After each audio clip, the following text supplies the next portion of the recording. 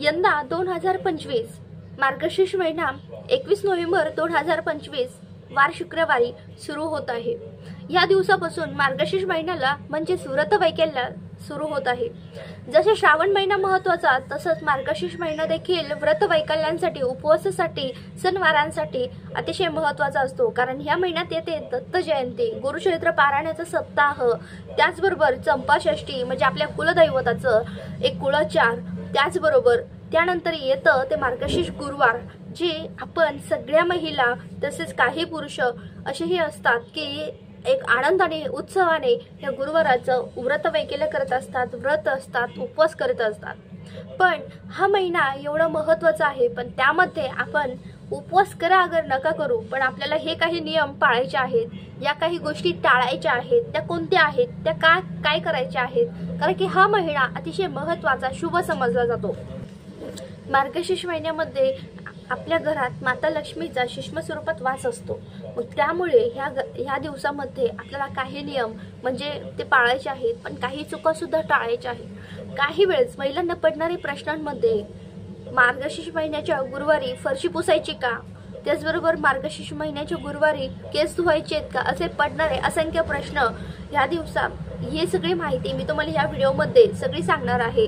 आता बघा, बऱ्याच महिलांना उपवास करणं शक्यच होत नाही, कारण की प्रत्येकाच्या मागची जबाबदारी असते, त्याचबरोबर लहान बाळ, तब्येत सांभाळून आपल्याला सगळ्या काही गोष्टी सांभाळून आपल्याला मार्गशीर्ष महिन्याचे गुरुवार करायचे किंवा नाही करायचे हा ज्याचा त्याचा प्रश्न असतो। जसं आपण म्हणतो की मार्गशीर्ष महिना खूप महत्त्वाचा आहे, पण त्यामध्ये आपण प्रत्येकाला व्रत वैकल्य जमतीलच असं नाही। 10 पैकी 8-9 महिला तरी व्रत करत असतात, पण काहींना करणं शक्य होत नाही। करा अगर नका करू, पण आपल्याला हे नियम अतिशय महत्त्वाचे आहेत, ते पाळायचेच आहेत। ते नियम काय आहेत, कारण की आपल्या घरात आपल्या अवतीभोवती जर माता लक्ष्मी सूक्ष्म स्वरूपात वास करते, जर आपल्याकडून चुकून सुद्धा एखादी गोष्ट नकळत घडली किंवा चुकून घडली तर त्याचे आपल्याला भयंकर परिणाम भोगावे लागतात। आपल्या आर्थिक परिस्थिती असेल, घरातलं सुख समाधान असेल, ते खूप प्रमाणात ढासळण्याची शक्यता असते। म्हणून हे नियम सगळ्यांनीच पाळायचे असतात। त्यातली पहिली गोष्ट म्हणजे बघा, आपल्याला आंघोळीच्या पाण्यामध्ये चिमूटभर हळद प्रत्येकाने, अगदी लहानांपासून मोठ्यांपर्यंत सगळ्यांनी घ्यायची आहे। चिमूटभर हळद घ्यायची आहे, त्याचबरोबर अंगाला पंचगव्य लावायचं आहे। पंचगव्य हे उठण्यासारखं लावायचं असतं। सगळ्यांना माहिती आहे की पंचगव्य हे खूप महत्त्वाचं असतं, ज्यामध्ये पंचतत्व असतात, आणि हे पंचगव्य लावल्यामुळे आपल्या शरीराची शुद्धी होते, आणि हळद टाकल्यामुळे माता लक्ष्मी आपलं गुरुबळ प्रबळ होत असतं, आणि माता लक्ष्मी प्रसन्न झाली म्हणजे गुरुबळ प्रबळ झालं तर तिथे कुठल्याही प्रकारची कधी कशाची कमी पडत नाही। आता यानंतर येतं की संपूर्ण मार्गशीर्ष महिना आपल्याला हे सगळे नियम संपूर्ण मार्गशीर्ष महिन्यासाठी आहेत। तर मार्गशीर्ष महिना आपल्याला रोज अंघोळ झाल्यावर आपल्याला सूर्यनारायणाला, उगवत्या सूर्याला अर्घ्य द्यायचं आहे। तांब्याचा तांब्या घ्यायचा, त्यामध्ये चिमूटभर हळद टाकायची, आणि ते अर्घ्य ओम सूर्याय नमः, ओम आदित्याय नमः म्हणून आपल्याला ओम ह्रीम क्रोडीम सूर्याय नमः म्हणत आपल्याला सूर्यनारायणाला अर्घ्य द्यायचं आहे। घरातील प्रत्येकाने दिलं तर अतिशय उत्तम, मुलांनी, घरातील कर्त्या पुरुषांनी व घरातील महिलांनी दिलं तर अतिशय उत्तम। याच्यामुळे आपल्याला मान सन्मान मिळत असतो। त्याचबरोबर हे जेव्हा होतं त्यानंतर आपल्या घराचा उंबरठा असतो। बघा, बऱ्याच वेळेस महिलांच्या म्हणजे काही घरांच्या असं असतं ना, मी बघते ना की घरासमोर, दारासमोर चपला ठेवलेल्या असतात, अस्ताव्यस्त झालेल्या असतात, कधीही कुठे व्यवस्थित त्या स्टँडवर ठेवलेल्या नसतात, ते इकडे पांगलेल्या तिकडे पांगलेल्या। तुमच्याकडे लाखही 3-4 चपलांची जोड असेल, पण त्या ज्या वापरण्यात आहेत त्या व्यवस्थित ठेवा, ज्या वापरण्यात नाहीये त्या व्यवस्थित ठेवा। आणि तुम्ही घरासमोर सारखं असं चपला खाली अस्ताव्यस्त ठेवले तर त्याच्यासाठी एक स्टँड घ्या, त्या स्टँडमध्ये ठेवा। माता लक्ष्मी ही मुख्य दरवाजातून प्रवेश करीत असते, म्हणून तिथे कधीही अशा केर कचरा, खराब वस्तू किंवा चपला अशा अजिबात ठेवू नका। आणि जर तुटलेल्या असेल चपला तर त्या नक्कीच शनिवारी कचऱ्यामध्ये टाकून द्या। हे झालं, पण आपल्याला तो जो उंबरठा आहे तो गोमूत्र, हळद याने स्वच्छ पुसायचा आहे। मुख्य दरवाजा स्वच्छ पुसायचा आहे, आणि त्याला छान हळद, गोमूत्र, गंगाजल, गुलाबजल हे टाकून आपल्याला हळदीचं लेपन करायचं आहे। याच्यामुळे हळदीचं लेपन केल्यामुळे आपला उंबरठा अतिशय एक छान सकारात्मकता असते। जी निगेटिव्हिटी येत असते ना दरवाज्यातूनच येत असते। जे किडे येत असतात ते दरवाज्यातून येत असतात। अलक्ष्मी दरवाज्यातून येत असते। माता लक्ष्मी दरवाज्यातून येत असते। जेव्हा तुम्ही लेपन करतात त्याच्यामुळे अलक्ष्मी येत नाही, पण जी घरातली अलक्ष्मी आहे ती बाहेर जाते आणि माता लक्ष्मी आपल्या घरात प्रवेश करते। तिला आवडणारी गोष्ट म्हणजे उंबरठ्याला लेपन खूप महत्त्वाचा। आणि त्याच हळदीने आपल्याला लेपन केल्यावर त्याच्यावर तुम्ही स्वस्तिक काढायचं आहे, शुभचिन्हांची रांगोळी काढायची आहे। त्याच जो मुख्य दरवाजा आहे त्याला सुद्धा आपल्याला तो पुसून झाल्यावर त्याला हळदीचा स्वस्तिक काढायचा आणि त्याच्यावर पुन्हा कुंकवाने काढा। त्याची छान पूजा करा, उंबरठ्याची पूजा करा, दरवाजाची पूजा करा, तिथे धूप दीप लावा। सकाळ संध्याकाळ धूप दीप लागलाच पाहिजे। मार्गशीर्ष महिन्यामध्ये शुद्ध गायच्या तुपाचा दिवा रोज संध्याकाळी लावायचा आहे। आता यानंतरची पुढची गोष्ट काय आहे की बऱ्याच पुरुषांकडून हा नियम मोडला जातो, पण खरं सांगू हे खरंच कितपर्यंत आहे। जर महिला व्रत करत असतील आणि पुरुष बाहेर जाऊन खात असतील नॉनव्हेज, त्याला काय अर्थ राहणार आहे? काय अर्थ राहणार आहे? जी आपल्या घरातील महिला ज्या आपल्या संसारासाठी आपल्या घरासाठी व्रत करतात, मार्गशीर्ष गुरुवारचे उपवास करतात आणि तुम्ही बाहेर जाऊन खाताय, त्याला अजिबात अर्थ नाहीये। त्याच्यामुळे ही गोष्ट सगळ्यांनी टाळायची आहे। मांसाहार पूर्णपणे बंद करायचा आहे मार्गशीर्ष महिन्यात। आता ह्या दिवसांमध्ये आपल्याला ज्यांना मांसाहार 100% पाळायचा आहे, 30 दिवसांचा प्रश्न आहे। घरातली स्त्री जर करीत असेल तर ते आपल्या संसारासाठी करते। महिलांनी सुद्धा कन्व्हिन्स करायचं आहे की हे आपल्या संसारासाठी आहे म्हणून हे करायचं नाहीये। मांसाहार 30 दिवस बंद ठेवायचं आहे। आणि दुसरं मी तर करा म्हणून सांगणारच नाही, कारण की हे मार्गशीर्ष महिना पूर्णपणे व्रतवैकल्यांसाठी असतो। आता दुसरं, आपण जेव्हा हळदीचं लेपन करतो, मुख्य दरवाजा पुसतो, त्याच्यावर सुद्धा स्वस्तिक काढतो, त्याची पूजा करतो दोन्हींची। त्याचबरोबर दर गुरुवारी तरी कमीत कमी दर गुरुवारी आपल्याला एक आंब्याचा डहाळा तिथे अडकवायचा आहे। एक फूल म्हणजे 1-2 फूल आपल्याला झेंडूची तिथे अर्पण करायचे। प्रत्येकाला तोरण करणं शक्य होत नाही, तोरण केलं तर अतिशय चांगलं, पण नसेल शक्य तर आपल्याला कमीत कमी आंब्याचा डहाळा तिथे लावायचा। मार्गशीर्ष महिन्याच्या गुरुवारी आपण आंब्याचा डहाळा पूजेसाठी मांडणीसाठी आपण तिथे आणणारच आहोत, त्यासाठी सांगते। आता मार्गशीर्ष गुरुवार असल्यामुळे आणि महिना असल्यामुळे हा महिना एवढा पवित्र आहे ना की ह्या महिन्यामध्ये आपल्याला जी घरातील स्त्रीयंत्र आहे ज्यांना नवीन स्थापित करायचं आहे त्यासाठी हा मार्गशीर्ष महिन्यातले गुरुवार खूप महत्त्वाचे असतात। त्या गुरुवारी तुम्ही स्थापन करायचं आहे। श्रीसूक्त 16 वेळा श्रीसूक्त म्हणून तुम्ही अभिषेक करायचा आणि ते स्थापन करायचं आहे। ते झाल्यानंतर जो आपला मार्गशीर्ष महिना आहे त्यामध्ये बघा जे श्रीयंत्र आहे, प्रत्येकाच्या घरात श्रीयंत्र असतोच, कुलदेवतीचा टाक असतोच। मग ह्या कुलदेवतीच्या टाकावर श्रीयंत्रावर आपल्याला जे श्रीयंत्र आहे ते तांबण्यात घ्यायचं। कमीत कमी 1 माळ किंवा तुम्ही 11 वेळेस नवरनव मंत्र किंवा ओम श्री महालक्ष्मी नमः म्हणत तुम्हाला कुंकू अर्चन करायचं आहे, कुंकुम अर्चन करायचं आहे। कमीत कमी 11 वेळेस तरी म्हणा, तुमच्या कुलदेवतेचं नाव घेऊन घ्या म्हणा, तुम्हाला हे करायचं आहे। त्यानंतर बघा तुम्ही श्रीसूक्त म्हणून सुद्धा करू शकता। 16 वेळेस श्रीसूक्त ज्यांना शक्य आहे ना त्यांनी कमीत कमी मार्गशीर्ष गुरुवारी हे करायचं आहे, किंवा तुम्ही एकदा तरी रोज करायचं आहे। श्रीसूक्त म्हणून रोज कुंकुम अर्चन करायचं आहे आणि ते कुंकू आपल्याला कपाळी लावायचं आहे। त्यामध्ये दैवी शक्तीचा संचार झालेला असतो। तुम्ही तेच कुंकू परत वापरताय कुंकुम अर्चनासाठी, त्यामध्ये दैवी शक्तीचा संचार झालेला असतो। आणि जेव्हा तुमच्या डोक्याला कुंकू असतं ना तेव्हा तुमच्यामध्ये एक विशेष ऊर्जा तयार झालेली असते आणि ती सकारात्मक असते।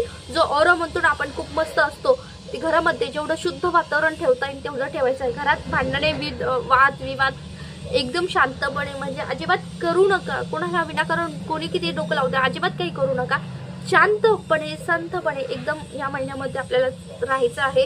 कुणाचीच वाईट निंदा करायची नाही, कुणाविषयी वाईट बोलायचं नाही, अपशब्द बोलायचे नाहीत, हे खूप महत्त्वाचं आहे। कोणी किती वाईट वागू द्या, तो त्याचं कर्म आणि आपण तो त्याचं कर्म समोरचं कर्म हे बघा। आजकाल ही गोष्ट कधीच कुणाला चुकली नाही का तुम्ही चांगलं केलं तर तुमचं चांगलंच होणार आहे, पण तुम्ही जर कोणाचं वाईट चिंतित आहे तर तुम्हाला पण ते वाईट भोगावंच लागणार आहे। आज न उद्या हे आपल्याला करावंच लागतं, म्हणून आपल्याला ह्या गोष्टी करायच्या नाहीये।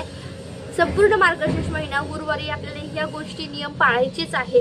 आता घरात एखादा असतोच विनाकारण थोडीशी चिडचिड होतेच, पण शांत राहा। माता लक्ष्मीला अशांतता अस्वस्थता जी कधीही आवडत नाही, भांडण तंटे ती कधीही थांबत नाही, ह्या गोष्टी पाळायच्याच आहेत।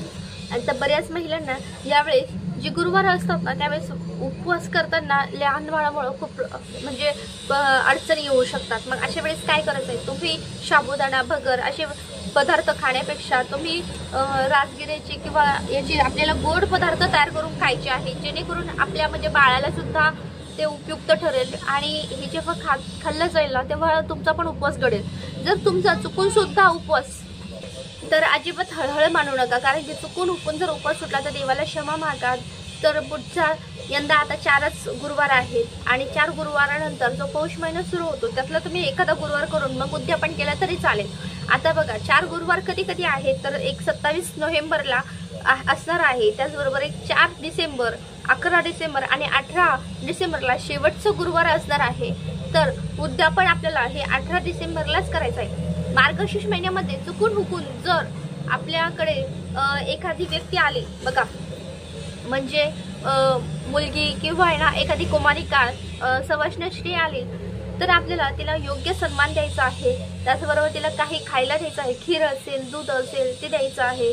तुम्ही तिला हळदी कुंकू लावायचं आहे। बघा मार्गशीर्ष महिन्यामध्ये कोणीही आपल्या घरी आलं, जेव्हा स्त्री ती सवाष्ण किंवा मुली असतात ते घरी येणं अतिशय शुभ मानलं जातं आणि यामध्ये आपल्याला त्यांना हळदी कुंकू लावायचं आहे, त्यांना खायला द्यायचं आहे, त्यांचा मान सन्मान, कारण की त्या साक्षात माता लक्ष्मीच्या स्वरूपात आपल्या घरी येत असतात। एक शुभ चिन्ह आहे की आपल्या घरात सगळं काही चांगलं होणार आहे हे दाखवून देणार आहे, ही एक गोष्ट करायची आहे। आणि आपल्याला ह्या दिवसामध्ये मी जसं म्हटले की कुणाचा अपमान करायचं नाही, कुणाला मन दुख होईल असं बोलायचं नाहीये, ह्या गोष्टी नक्कीच पाळायच्या आहे, कारण की कधी ना कधी आपल्याला त्याची परतफेड ही करावीच लागते। तोंडातून काहीही चुकून शब्द बोलायचे नाहीये। सगळ्यात महत्त्वाचा प्रश्न म्हणजे आपण म्हणतो ना की गुरुवारी केस धुवायचेत का किंवा गुरुवारी फरची पुसायची का, तर याच्यावर सगळ्यात महत्त्वाचं बघा, गुरुवारी फरची पुसली जात नाही, कारण की जेव्हा आपण फरची पुसतो संपूर्णपणे आपण म्हणतो ना एकदम खरडून वगैरे झाडून घेतो किंवा कोपरा झाडून घेतो असतो, त्यावेळेस ना माता लक्ष्मी आपल्या घरातून निघून जात असते। पण माता लक्ष्मी ही थांबण्यासाठी बघा पहिल्यापासून एक म्हण असते की आपण संध्याकाळचा केर सुद्धा फेकून देत नाही, कारण की माता लक्ष्मी येण्याची वेळ झाली की त्यानंतर दिवा लागणी असते आणि दिवा लागणीनंतर जे आपल्याकडे जी पद्धत असते ना की झाडून घेत नाही, केर तसंच ठेवला जातो, तसंच ह्या पद्धतीने आपल्याला गुरुवारी सुद्धा फरची पुसायची नाहीये। तुम्हाला जी काही साफसफाई करायची ते अगोदर म्हणजे फरची पुसायची आहे तर ते तुम्ही बुधवारी करायची आहे आणि तुम्ही झाडून घेऊ शकतात, पण ते झाडलेला केर वगैरे ना एका म्हणजे पेपरमध्ये कागदात गुंडाळून तुम्ही तो बाजूला ठेवायचा आहे, पण तो फेकून द्यायचा नाहीये। बघा माता लक्ष्मी नाराज होते याच्यामुळे। आणि दुसरी गोष्ट म्हणजे केस धुवायचेत का, तर गुरुवारी कुठल्याच गुरुवारी केस धुतले जात नाही, कारण की केस धुतो ना आपण तेव्हा सगळं म्हणजे माता लक्ष्मी ही आपल्या म्हणजे याच्यातून निघून जात असते। बऱ्याच महिलांना प्रश्न पडेल का ताई, जर असं म्हणजे सपोज प्रत्येकाच्या मनात जर प्रश्न आला की ब्रह्मचर्य म्हणजे जर संबंध पडले नवरा बायकोमध्ये तर दुसऱ्या दिवशी काय करायचं, तर खरं सांगू का, एक दिवस म्हणजे असं सांगणार नाही पण कमीत कमी आपल्याला हा दिवस पाळायचा आहे, म्हणून तुम्ही बुधवारी केस धुवू शकतात पण गुरुवारी केस धुवू नका। मार्गशीर्ष गुरुवार असल्यामुळे अतिशय महत्त्वाचा आणि पवित्र दिवस असणार आहे, म्हणून ह्या दिवशी केस धुवून टाकायचे नाहीत। सगळं धुतल्यासारखं होतं, सगळं आपल्या घराची माता लक्ष्मी वास करते ना ती सगळे निघून जाते, म्हणून ह्या दिवशी आपल्याला केस धुवायचे नाहीये, ही खूप महत्त्वाची गोष्ट आहे। आता ह्यामध्ये ना आपल्याला बघा बऱ्याच महिलांना थंडीच्या दिवसामध्ये किंवा इतर वेळेस पायाला त्रास होतो, म्हणून त्या टाईल्समुळे जो त्रास होतो त्यामुळे आपण चप्पल घालत असतो, पण ती चप्पल घालायची नाहीये। मार्गशीर्ष महिन्यामध्ये तुम्ही कमीत कमी सॉक्स वापरा, पण पूजा करताना आपल्याला सॉक्स पण काढून ठेवायचे आहेत। आपल्याला मार्गशीर्ष महिना माता लक्ष्मीचा संपूर्णपणे वास असतो, म्हणून ह्या सगळ्या गोष्टी पाळायच्या आहेत। तुम्हाला बघा बरेचसे नियम मी तुम्हाला सांगण्याचा प्रयत्न केलेला आहे आणि ह्यामध्ये खरं तर जेव्हा आपण पूजा वगैरे करतो त्यावेळी एकदम शांत मनाने करा, ती एकच वेळेस करा, एक वेळच ठेवा। तुम्ही सकाळी करत असाल तर 4ही गुरुवारी सकाळीच करा, दुपारी करत असाल तर 4ही गुरुवारी दुपारीच करा। खरं तर लक्ष्मी मातेची पूजा आमच्याकडे तरी संध्याकाळच्या वेळेस केली जाते, संध्याकाळी माता लक्ष्मी येण्याची वेळ असते। भलेही तुम्ही सकाळी पूजा मांडणी करा, आरती करा, तुम्ही त्यानंतर पूजा मांडणी झालेली असेल पण संध्याकाळी तुम्ही ती पोथी वाचन असेल संध्याकाळी करायचं, त्याचबरोबर जे मंत्र स्तोत्र असेल ती पठण करायचे। ह्या दिवसामध्ये संध्याकाळच्या वेळेस आरती करायची, असं संध्याकाळी करायचं, म्हणजे आपण तिन्ही सांजेनंतर जेव्हा पूजा करायला बसतो तेव्हा आपल्याला ही सगळी पूजा मनाने करायची, जेणेकरून माता लक्ष्मी आपल्या घरात प्रवेश करते ना, त्यावेळेस ती आपली स्तुती मंत्र स्तोत्र ऐकून ती प्रसन्न होत असते. आता या दिवसामध्ये आपल्याला सकाळी आणि संध्याकाळी दोनही टायमिंगला आपल्याला पूजा करण्याच्या अगोदर एक लावायचं आहे की मोबाईलमध्ये एक नियम ठेवायचा आहे. कारण मोबाईलमध्ये आपल्याकडे मंत्र स्तोत्र श्रीसूक्त असेल, महालक्ष्मी अष्टकम असेल, आपल्याला हे पठण करायचं म्हणजे यूट्यूबला लावून द्यायचं आहे. व्यंकटेश स्तोत्र हे सगळं लावून द्यायचं आहे. कारण की ना ज्यांच्या कानावर पडतं ना, ते त्यांच्या कानावर पडून त्यांच्यातली निगेटिव्हिटी बाहेर जाऊन माता लक्ष्मी म्हणजे त्यांचं मन एक प्रसन्न ठेवणारी असते. ज्यांच्या मनात असे वाईट विचार येतात किंवा कुठल्या ना कुठल्या सकारात्मक निगेटिव्हिटी असते, ते सगळे दूर होऊन हे चांगले विचार येत असतात. तेव्हा आजच्या व्हिडिओत मी बरीचशी माहिती देण्याचा प्रयत्न केला आहे. व्हिडिओ जर आवडला असेल तर नक्कीच लाईक करा, शेअर करा, सबस्क्राईब करा. श्री स्वामी समर्थ.